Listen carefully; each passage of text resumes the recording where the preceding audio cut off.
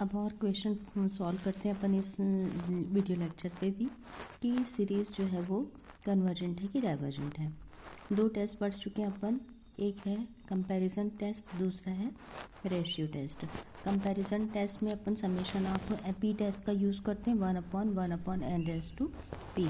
अगर इस फॉर्म पे सीरीज़ को अरेंज करना टफ होता है तो अपन कौन सा टेस्ट करते हैं?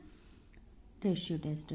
रेशियो टेस्ट आसान है, कंपैरिजन टेस्ट, रेशियो टेस्ट सारे आसान हैं, बहुत टफ नहीं है कुछ भी। थोड़ा सा बस ध्यान देना कि रेशियो टेस्ट में अपन को क्या करना होता है, यूएन को फाइंड करना होता है, nth टर्म को un+1 को फाइंड करना होता है। दोनों को डिवाइड करने के बाद लिमिट डिफाइन करनी होती है। लिमिट की वैल्यू अगर लेस देन 1 है तो सीरीज़ क्या हो जाएगी, कन्वर्जेंट हो जाएगी। लिमिट की वैल्यू अगर ग्रेटर देन 1 है तो सीरीज़ क्या हो जाएगी, डाइवर्जेंट हो जाएगी। सीरीज़ की वैल्यू या लिमिट की वैल्यू अगर 1 है तो ये टेस्ट फेल हो जाएगा और दूसरे तरीके से उस कन्वर्जेंट को प्रूव करना होगा। ठीक है, तो यहाँ पे फिर से समेशन के फॉर्म पे दिया हुआ है, तो समेशन को अगर अपन हटा देते हैं तो अपन को यूएन की वैल्यू मिल जाती है। यूएन की वैल्यू क्या है, √n/√n² इंटू x⁻n। ये तुम्हारा un है, इसको n+1 से रिप्लेस करोगे तो un+1 की वैल्यू मिल जाएगी। तो ये un+1 का फॉर्म हुआ। n+1 होल स्क्वायर को हमने क्या किया, ओपन कर दिया a+b होल स्क्वायर फॉर्मूले से, a² + 2ab+b² से। तो डिनोमिनेटर हो गया n² + 2n+2 और पावर ऑफ x हो गया n+1। अब क्या करना है, un+1 और un दोनों को क्या करेंगे, डिवाइड करेंगे। तो ये हो गया √un+1 वाले टर्म्स को लिख लो, √n/n² + 2n+1 into xn+1 into denominator है मतलब रेसिप्रोकल फॉर्म पे लिख लो, √n² + 1/√n इंटू ये क्या होगा डिनोमिनेटर पे, है ना, x⁻n। अब यहाँ पे एक पावर ऑफ एक xn कैंसिल आउट हो जाएगा तो अपन के पास बचेगा क्या, x। टर्म्स को देखना, रीअरेंज करना, पावर लीनियर पावर वाले टर्म्स को एक न्यूमरेटर डिनोमिनेटर के फॉर्म पे लिखें, क्वाड्रेटिक पावर वाले टर्म्स को न्यूमरेटर डिनोमिनेटर के फॉर्म पे लिखें। यहाँ से n कॉमन निकला तो ये वैल्यू हो जाएगी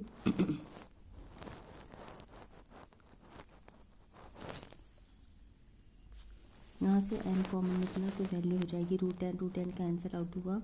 ठीक है, √n कैंसिल आउट हुआ, यहाँ पे हुआ 1+1/√n, n² कॉमन निकला, n² का स्क्वायर रूट हो जाने से n होगा 1+1/n² हो जाएगा। डिनोमिनेटर पे भी देखना n कॉमन निकल जाएगा, √1 + 2/n + 1/n² होगा।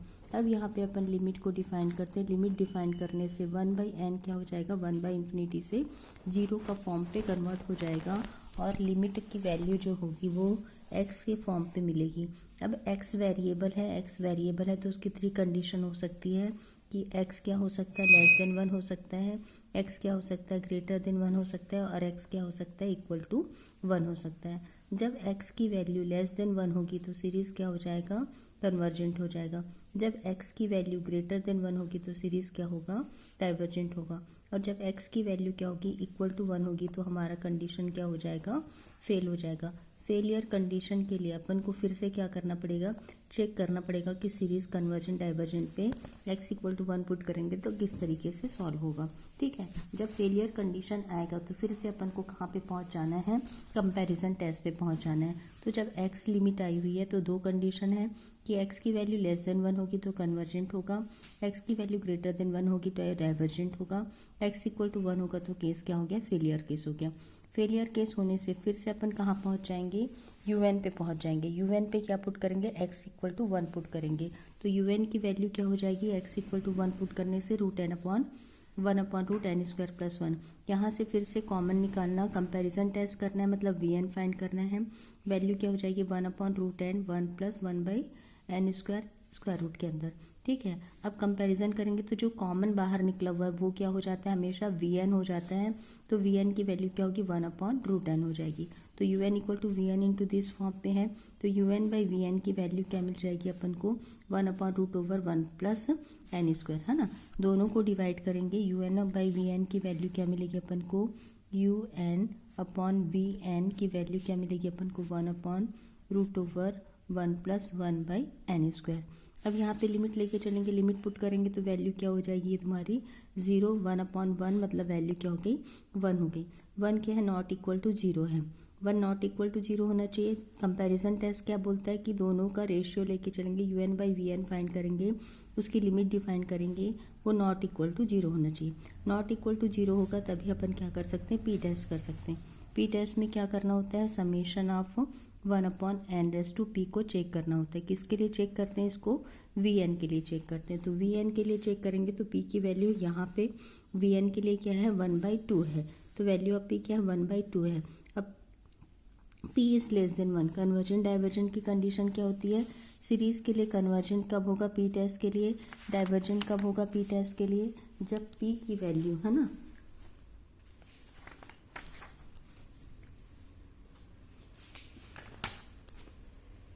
जब P की वैल्यू ग्रेटर देन 1 होती है तो सीरीज क्या होती है, कन्वर्जेंट होती है। जब P की value less than equal to 1 होती है तो सीरीज क्या होती है, डाइवर्जेंट होती है। तो P की वैल्यू 1/2 है, 1/2 इज लेस देन 1 का केस है, तो सीरीज क्या हो जाएगा, डाइवर्जेंट हो जाएगा। किस केस के लिए, x इक्वल टू 1 के लिए। तो आंसर किस तरीके से लिखेंगे, x इज लेस देन 1 के लिए, यहाँ पे देखना x इज लेस देन 1 के लिए क्या है, कन्वर्जेंट है, x इज ग्रेटर देन 1 के लिए क्या है, डाइवर्जेंट है। x इक्वल टू 1 पुट कर रहे हैं तो p की वैल्यू 1/2 आ रही है, 1/2 पे सीरीज क्या हो जा रहा है, डाइवर्जेंट हो रहा है। मतलब x इज लेस देन 1 पे convergent, x is greater than 1 पे divergent, x is equal to 1 पे भी डाइवर्जेंट। तो आंसर इस तरीके से अपन लिख सकते हैं, ठीक है। अब नेक्स्ट क्वेश्चन उसी पैटर्न में फिर से सॉल्व करते हैं जिसमें वेरिएबल x डिफाइंड है। अब देखना फिर से यहाँ पे सेकंड क्वेश्चन है 1 + 3/2x + 5/9x² plus and so on, ठीक है। तो इसमें सिंगल टर्म है, हर टर्म पे फर्स्ट सेकंड थर्ड मल्टीप्लिकेशन के फॉर्म पे नहीं है, तो आसान ये है कि अपन को UN की वैल्यू आसान तरीके से मिल जाएगी। फर्स्ट टर्म क्या है, 1 3 5 7 9, ऑड सीरीज बन रही है। ऑड सीरीज के लिए nth टर्म का फॉर्मूला क्या होगा, a + n-1 × d, ठीक है। a क्या है तुम्हारा 1 है, प्लस n-1, d की वैल्यू क्या है 2 है, तो वैल्यू क्या मिल जाएगी तुमको, 2n + 2n - 1, ठीक है। 2n - 1 मिलेगा जब 1 को लेके चलते हैं, लेकिन यहाँ पे x टेस्ट टू 0 हो रहा है तो 2n,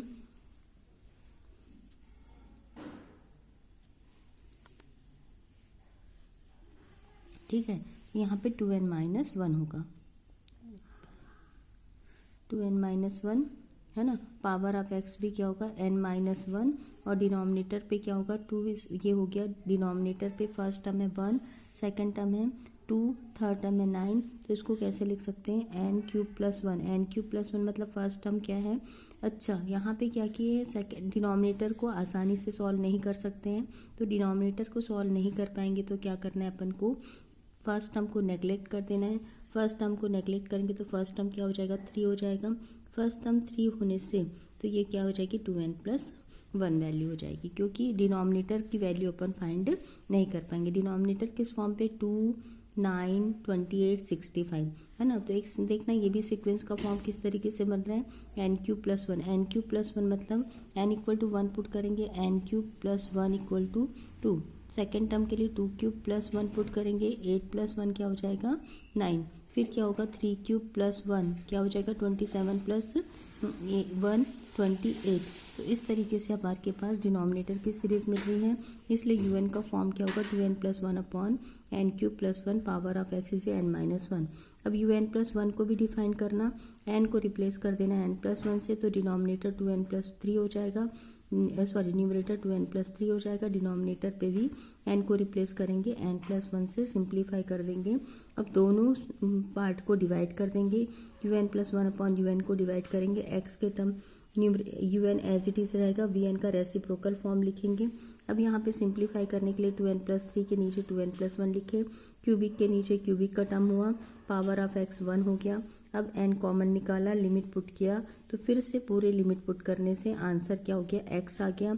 अब x आ गया मतलब फिर से 3 कंडीशन होगी, x इज लेस देन 1 के लिए convergent, x is greater than 1 के लिए डाइवर्जेंट, और x = 1 के लिए केस क्या हो जाएगा, फेलियर केस हो जाएगा।